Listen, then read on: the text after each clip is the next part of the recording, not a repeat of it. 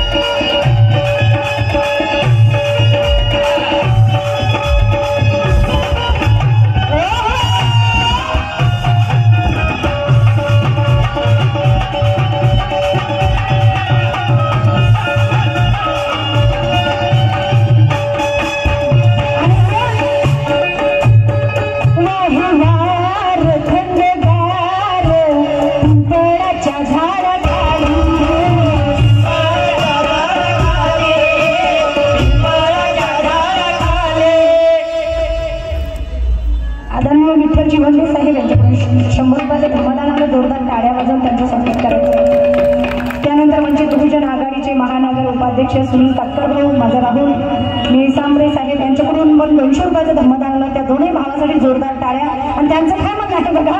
वाही वार थंडगार पिंपळाच्या झाडाखाली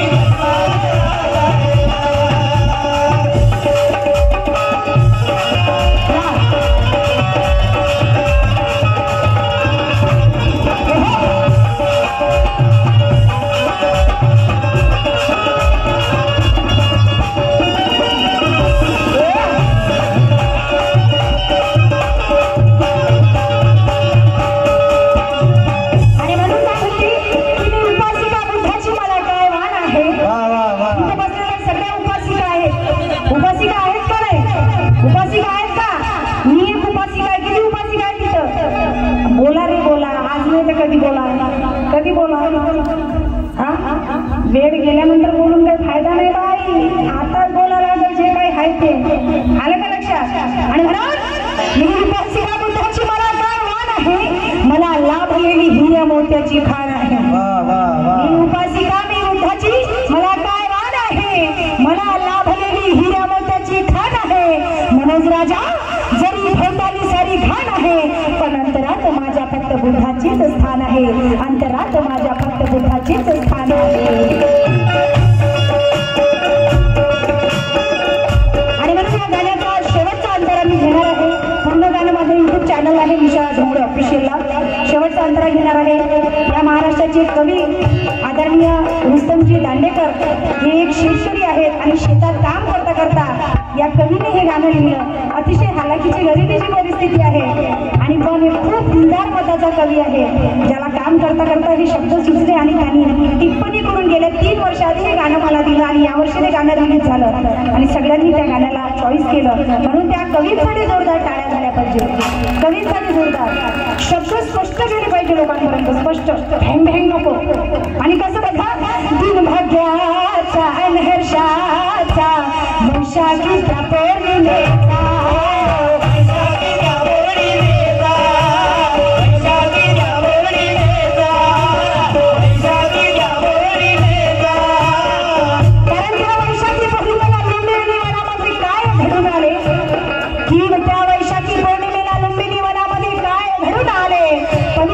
असेल ती धरणी माय जिथे कधी नाही युद्ध झाले.